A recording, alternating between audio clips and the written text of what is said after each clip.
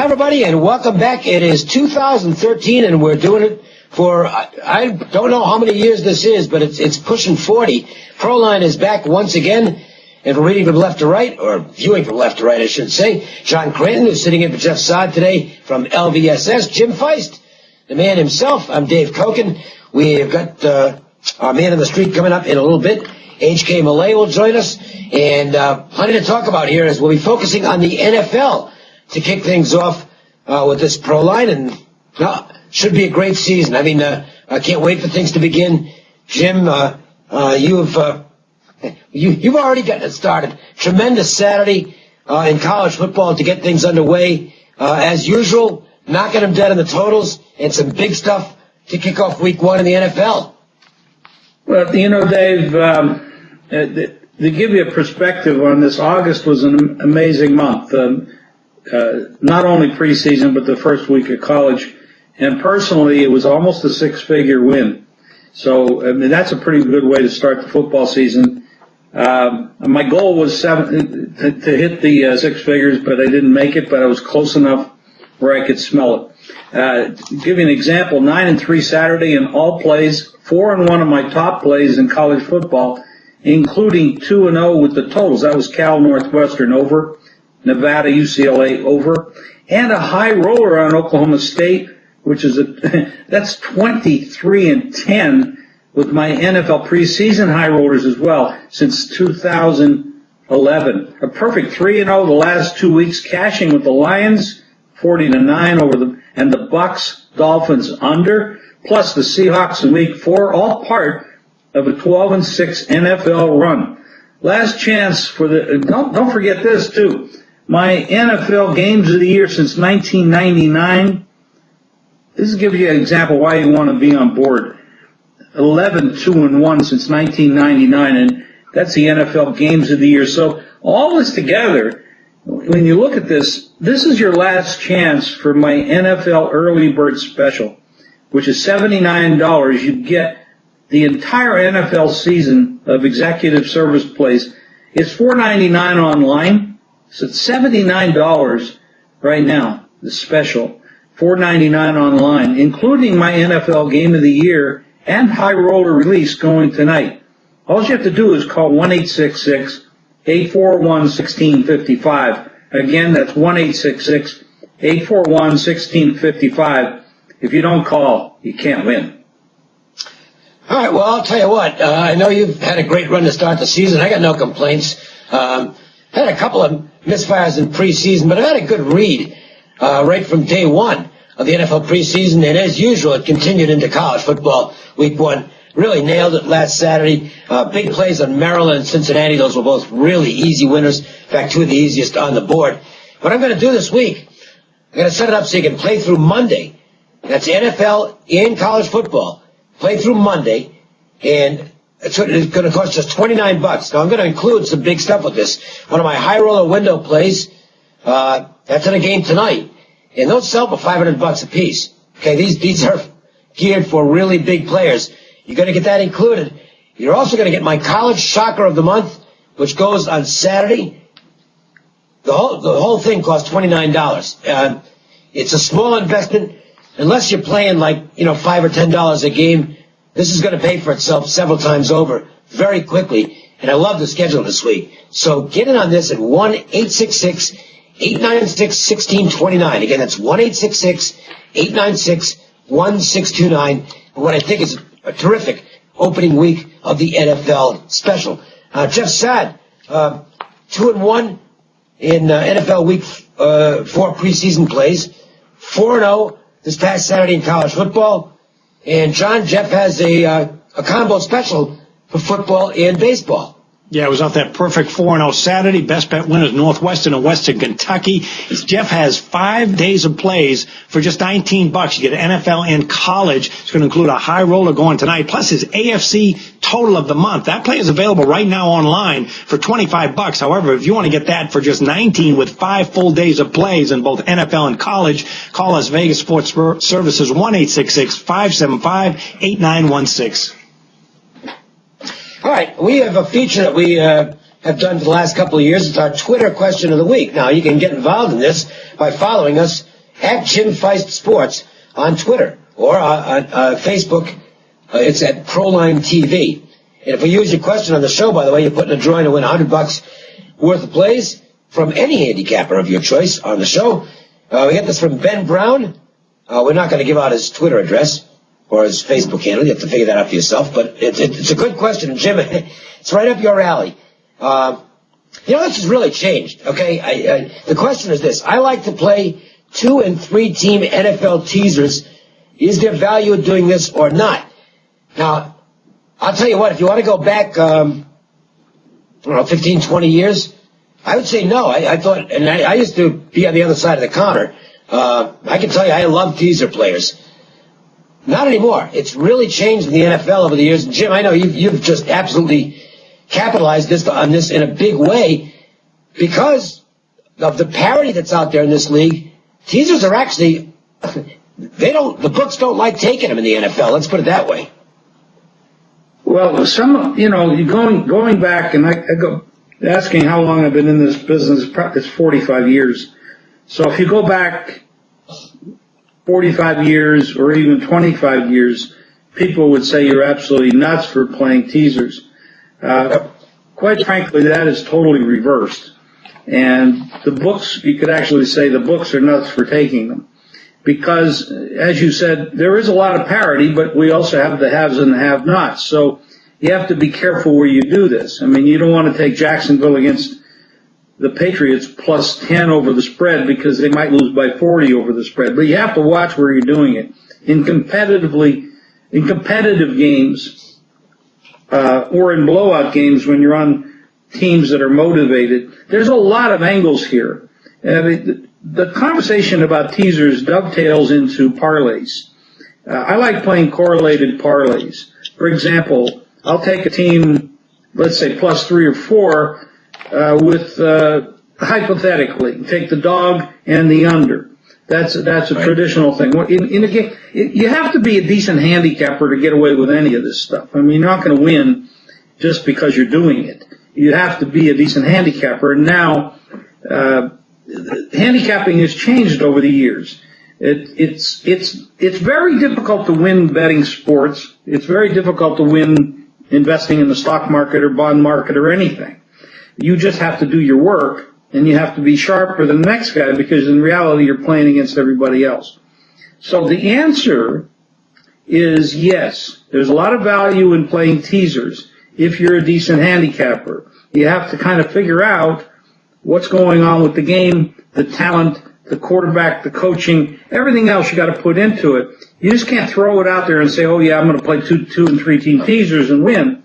You got to be a decent handicapper. Now, Dave, let's dovetail this into something one thing I was going to say quickly before you get into the parlays is that in the NFL, if you can zero in on the 4 or 5 games each week that are most likely to be somewhere in the neighborhood of the spread, get an opportunity to play both sides of the equation in the teaser. And I think that's where the books have gotten hammered by people that have been able to do that. I know you've had success doing that. You find, Team A versus Team B. This good game looks like it's going to be within a touchdown of the number. Either way, it's unlikely that it'll fall outside that.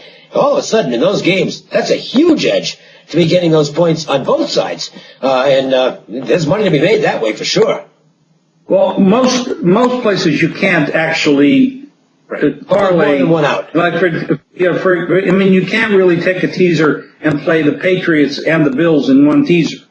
You're going to have to find another out there. Right. For example, let's say you like Tampa Bay and the Patriots, and you tease those in a 6-pointer, and then you want to play the other side of that and take the Bills and somebody else, and maybe the Patriots or the Bucks also. That's the only way you're going to do it because nobody's going to take both sides of the same game. Oh, of course that would be murder for the books. There's absolutely no win situation for the books. But most serious players. Remember the person that sent this in, and I can't remember his name. It was in here. Ben Brown. Ben, I'd have to say, if you like, this is an exotic wager. So if you like exotic wagers where you're getting a little bit of an edge, Now, you're sometimes laying juice unless you're playing 5 or 16 teasers. And I know one guy, he happens to be a guy here in Vegas, is no joke. He's a dog walker. And he's a very good opinion. I mean, he works very well. He makes good money. He has very good opinion in the NFL. He likes to play 17 teasers. And quite frankly, he's shown a profit. And I've known him for 10 years, and he seems to win. So you have to find your own comfort level. But I always tell him that so many times teasers will win just on the straight bet side, because if you have a good opinion, you're going to get a lot of winners without the teasers. So what I tell him, when you play your teasers, always parlay them. So, and I suggest to him, if you have 4 teams and you're teasing them, take the same 4 teams and put them in a round robin parlay, where you're getting every possible parlay in a round robin event, and put a small bet on it, because if you're really good at what you're doing, you're getting a lot more value for your money than laying juice or getting a small price back on a teaser. And quite frankly, when you get into betting, I bet for a living. I also do the service and try to help people play. But believe me, I make a lot more money betting than I do from a service. You have to have all kinds of angles to win. You got to bet team totals. You got to bet totals for the game, and you have to bet first quarters, first half, second halves, and you've got to do live wagering. It's a job. This is not an easy thing to do, because the bookmaker is smart. They know how to put up good numbers, especially on sides, and you're laying them 11 to 10. So every time you win, you're getting 91 cents back, and every time they win, they're getting $1. So you got to overcome that by being smart with what you do with your money. It's not I would have to say teasers and round robin parlays, if you're a good handicapper, will add to your portfolio of winning. And I can go into this deeper and deeper as we go along, but it's much easier to beat a total than it is a side, because the lines are weaker. The strongest lines in any sport are going to be on the sides. So when you get into the totals and the half times and the quarters and the live wagering, that's when you get the softest numbers. So we can get that as a professional gambler. That's what I look for as well. Back to you, Dave. All right. Okay, let's get rolling into the NFL. We're going to get to some games shortly, but let's just talk about the potential September train wrecks. Teams that, well, it doesn't, let's just say they're in the running right now, but they won't be for long. Jim, you got one? I got a lot more than one, but I mean, Oakland is obviously one of the poorest teams in football. Right behind them is the Jets. You got to remember too that the teams that were bad last year, we have a dynamic in the NFL of teams going from last to first. This does happen. And you might see some great improvements out of Kansas City and Detroit, because many of their issues last year were based on injuries. But you might get somewhat of a turnaround with a Jacksonville or a Tennessee. But the train wrecks, absolute train wrecks in this league, are on 2 coasts. Oakland and the Jets, they're horrible. Well, I couldn't agree more with the Jets. They ought to change from Jets, Jets, to JOKE, joke. They are horrendous. I don't think Rex Ryan will last the season. I think the Sanchez thing has turned into a tremendous embarrassment, and he's going to be the one who gets the blame for it. And quite frankly, he's the one who put him back in that game and got him hurt. Not that I don't think he was going to stay as the starter anyway. I think the game plan all along was to get Geno Smith the starter. But here's the thing about the Jets. Everybody talks about the offense. It's not like the defense is anything good either.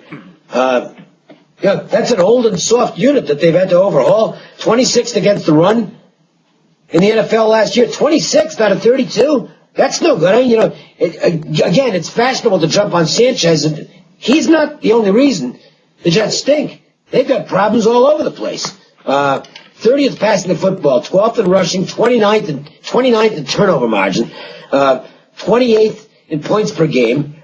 And again, the defense against the run, and that's a big stat for me. If you can't stop the run in the NFL, you will not win football games. So I don't care who you've got on the other side of the football. If you can't stop the run, you're going to lose games by and large. There have been exceptions to that over the years, but they're flukes. They're awful, and I don't know how they don't. The only way I can say that they don't finish last is the other teams in their division. Buffalo's no good either. And well, John, you want to talk about the Dolphins? I guess you think they're a little overrated. Yeah, expectations are very high for this team, and I'm not buying it. I'm looking the other way. First of all, quarterback Ryan Tannehill, he was a rookie last year. They're very high on him, but last year, 12 touchdowns, 13 interceptions. Not impressive. The big accolades, of course, was bringing in Mike Wallace. He's certainly, on paper, going to upgrade him, but the game isn't played on paper. You have to do it on the field. And don't forget, this team let Jake Long walk, former first-round pick overall. Dustin Keller, the big tight end, got hurt.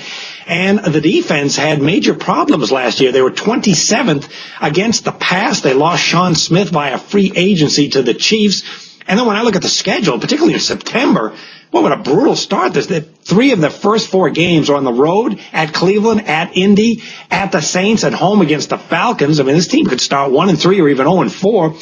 And the rest of the schedule after that is no gravy. You got the defending champion Ravens, the Steelers, the Bengals. You got 2 games against the Patriots. I don't see this team having a winning record. Totals players, keep in mind the Dolphins are 24-9-1 under the total the last 2 years. They're also 5-15-3 against the spread in September. And in week 1, they're 1-5-1 ATS. So this team, Dave, has been September money burners. All right, before we get to our games, Falcons and Saints on Sunday, and then the Sunday night matchup, the Giants and Cowboys, want to bring our new talent into the equation here. He's our man of the street this season. H.K. Malay is joining us right now. H.K. has got a free NFL pick. Take it away, big guy. Thanks, guys. An early season showdown in the SEC East when Georgia takes on South Carolina. Between the hedges, the Dogs must bounce back from last week's loss to Clemson. That was a tough one. Well, the Gamecocks have had 9 days to prepare after beating North Carolina last Thursday night. South Carolina has covered 6 straight times in this matchup, the last 3 straight up. Will these streaks continue? Call for this free winner right now, 800-501-3500. It's Georgia, South Carolina, absolutely free from the team at Sports Betting Investments, 800-501-3500. All right, thanks, HK. And you'll be seeing a lot more of him as the season goes along. Let's get to it. The Falcons and the Saints, good divisional rivalry, a terrific, one of the best games certainly on the Sunday schedule. John, these teams don't like each other. It's a real good rivalry. You get the Falcons who, just did everything but get to the Super Bowl last year as they finally overcame their playoff history. And the Saints, well, last season was a disaster for them with the whole Bounty Gate situation. That season was over before it ever got started, but that's in the past now. They've got Peyton back. A lot of people are very high on the Saints team. Yeah, a lot of people are expecting the Saints to have a major bounce-back season, and I'm one of them based on what you just said. But for this particular game, the Atlanta Falcons as an underdog, boy, I look at that and kind of lick my chops. This is a team that's got so many offensive weapons, 6 in the NFL in passing. I mean, who wouldn't want Matt Ryan, Julio Jones, Roddy White, Tony Gonzalez? And this team is 9-4 against the spread in week 1, and here they are an underdog. And as much as I like the Saints this year, let's not overlook the defense, which was an absolute train wreck last season. They got rid of their defensive coordinator. They bring in Rob Ryan. He loves to bring the blitz. But, boy, he didn't work out in Dallas. He was a flop. That Dallas team gave up a ton of huge plays in the secondary, and the Saints team was just such a disaster at stopping the run in the past. I do have question marks for the season, but most important for this game, they don't really match up that well with this explosive Atlanta team. The underdog, I noticed, is 6-2 ATS the last 8 meetings, so I'm going to lean Jim at the underdog in this one. I really can't blame you there, John. I mean, this is going to be a dynamic game. The Saints are going to bounce back. I mean, they had you could probably argue that the NFL did them wrong last year, but who knows? I'm not going to argue that point. It is what it is. The Saints are a quality football team. There's no question about it. So they're home. They're slight favorite. I think the number will come down. You're going to see a lower number at game time than you're seeing right now. And the reason for that is the Falcons are a better football team. they've got better talent from top to bottom when you consider offense and defense, because you could argue that the Saints offense might be more dynamic and maybe score more points. I personally really like the way, Drew Brees he can really put up a lot of points. When you get to the defensive side of the ball, Atlanta has a big advantage. And it's a tough spot. They're going down there playing in the Dome, but they played well there before, and they're a tried and true proven team. And the Saints I think are going to have a very good year, but this is going to be a very tough game for them. So I lean towards Atlanta as well. Well, here's what I think. I think you're going to get a very close football game here. I don't think there's a lot to separate these teams, but one thing I really like about Atlanta is the pickup of Steven Jackson from right here in Las Vegas. He's had a great career, but he's basically been playing in anonymity outside of fantasy football world. Where fantasy football players know everybody. But he's been stuck in St. Louis where they haven't been good for a long time. And Jackson now going to the the Falcons. It's a big upgrade for Atlanta because he's just better than Michael Turner. I think he's a better runner. He's sturdier. He's a better catcher. And he's a better blocker, too. It's a big upgrade for this football team. And I think the Falcons have gotten rid of that albatross that was around their necks of never being able to get it done in the playoffs. I know they didn't make it to the Super Bowl. They had the big lead that they let get away. It certainly looked like they were going to get there, and they lost a tough game. But I think this is a team to keep an eye on. I don't know about the Saints yet. Certainly they figure to be better than they were last year. I don't think there's any question about that because it was an impossible set of circumstances to thrive in last season. Excuse me. But I do think I beg your pardon. Hey, favorite. Welcome to autumn. Welcome to autumn, yep. I'll be doing a lot of this between now and the next few months. Dave, all it really means is you're allergic to John. I'm in the other room. Well, it's actually this extremely... I'm one of those people who has a problem with real bright lights will make me sneeze, and it's also why I've got the sunglasses on. It's not to look cool. The glasses... the light bothers my eyes. So anyway, as far as this game's concerned, I'm going to lean to the under. And that sounds a little bit strange because you got two high-powered teams here. But I think you're going to see the Falcons establish ball control. And look, I think the Falcons want to keep the ball out of New Orleans' offense's hands. I expect them to put together some long, time-consuming drives. And if just a couple of drives, either way, end up in field goals, I think you get the game to be in the high 40s. It's not going to be a runaway by any means of the total. I mean, I don't think this is going to be one of those 17-14 games, don't get me wrong. But 54 is still a lot of points. I think you get under here, and that's what I'm going to have to sneak in this one.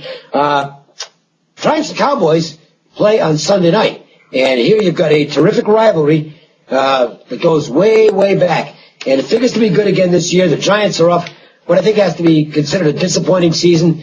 They look like a playoff caliber team, and it just never messed for them. They did not play well down the stretch last year, as they have in the past. Dallas, they've got one playoff win since what? Since the turn of the century, literally. They've become the ultimate 500 football team, and I got a feeling that they're going to be the ultimate 500 football team again this year, Jim. Well, the Giants have had two Super Bowls. They've won two Super Bowls in the last several years. The Cowboys, as an organization, I think they've either played in or won one playoff game. I'm not even sure what that in the last 16 years.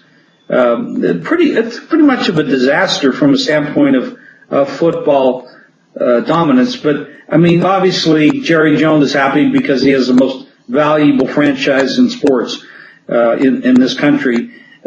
He's made a lot of money, and he has a lot of asset right there. But they have a lot of talent on offense. They're going to be very difficult to stop. Yep.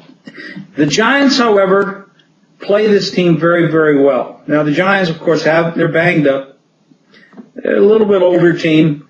I'm not thrilled about the Giants this year, but when it comes to playing Dallas, that's the side where until Dallas can prove to me that they know how to win, Eli Manning, 2 Super Bowls, Romo very, very poorly in the big games, especially when it's down to playoffs, getting to the playoffs.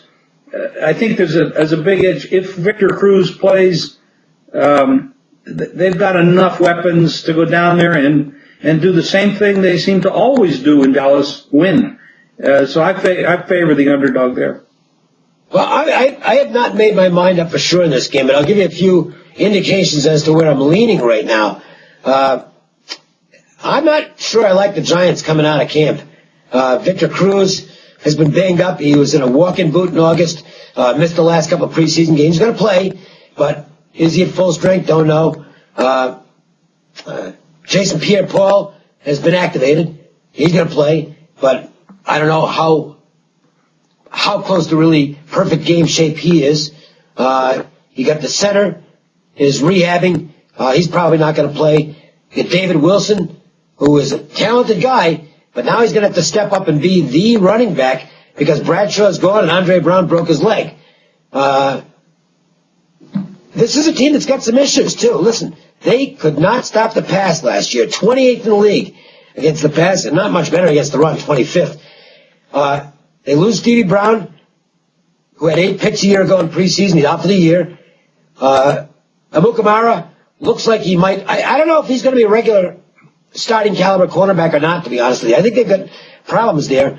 They did upgrade the lines in the draft, but it's still, rookies being thrust into important roles early. I'm reluctant to take a strong stance on the Cowboys. I don't think if I play it, it's not going to be a big play for me because I don't trust the team. I actually think the situation is pretty favorable to them. I think their passing game might have a pretty good game here. And I do think the fact that Monty Kiffin is in with the Tampa 2 defense, I think it's going to be an improvement over what Rob Ryan was doing. And I think it'll be right off the bat, in fact. I think Ware's going to have a really good year in this defense. I'm going to lean Cowboys here, John. My focus for this game is on a matchup angle, and you guys already touched on it, and that's Victor Cruz. I mean, he is an impact player alongside Eli Manning, and in preseason when he was injured, the Giants' offense wasn't very good in preseason anyway, but when he was out, it was particularly really bad. And I think back to that Super Bowl game a year and a half against Patriots when Bill Belichick's game plan defensively was to take Victor Cruz out of the game. He did. He jammed up the line of scrimmage. He double-teamed him. And I remember that well because I had Cruz over 7 catches for the game, and he fell way short of that under. Hey, thanks, Mr. Belichick. And what Dallas has done, the one weakness last couple of years has been that offensive line. I like the move they made with Travis Frederick out of Wisconsin. Offensive line played much better in preseason. And then you mentioned Monty Kiffin. I criticized him at USC the last 2 years. I thought he did a below-average job. Wow. And yet, coming to the Cowboys, bringing that cover two, it's actually a good fit because what Rob Ryan loved to do was to blitz like crazy, and it didn't work because the secondary was left too wide open. They gave up way too many big plays. Kiffin's cover two, which predicates on speed in the secondary, I think is a perfect fit, especially when you have Spencer and Ware up front. I think it's going to be an improvement for the defense. And finally, I lean toward Dallas in this game, but one thing that does scare me is the spread trend. Cowboys are 6-20-1 against the spread when they play the NFC, so I will take a reluctant lean toward the Cowboys in this one, Dave. John, let's stay with you and talk about what Jeff has going this weekend. Terrific special offer and a best bet as well. Sure, my best bet will be the underdog Atlanta Falcons on Sunday, LVSS Perfect 4-0 in college on Saturday. If you want to get 5 days of plays from Jeff, $19. It's going to be NFL and college the next 5 days. You're going to get a high roller play when you sign up, and you're going to get his AFC total of the month that's already available online for $25. Just $19. You get this entire package, though, from Jeff, 1-866-575-8916. They throw a few numbers at you from another game. The Patriots have been very good on the road, 14-6 against the spread in their last 20 road games, 8-1 their last 9 meetings in Buffalo, 19-8-1 against the spread the last 28 meetings. They own this team. And can you pick a worse guy for a rookie quarterback who's coming off an injury, who has really very few snaps in actual NFL game competition, even in the preseason? And he's got to go against this guy to start his career with a bad team around him. Good luck, E.J. Manuel. I think the Patriots will win easily on Sunday. That's probably a game I'm going to end up using as a personal service play, so getting a pretty good opinion on that game. But I want you to get on board for what promises to be a dynamite weekend. You're going to play through Monday. And again, got off to a real good start in football last week. Very happy with the way the first week of the season went. You're going to play through Monday, both NFL and college, for $29. I'm including one of my $500 window plays that goes tonight, in fact, and my college shocker of the month on Saturday. The whole thing, $29. Make the call. I think you'll be real happy you did. 1-866-896-1629, the number. That's 1-866-896-1629. Jim, monster NFL preseason run, NFL High Roller Platinums.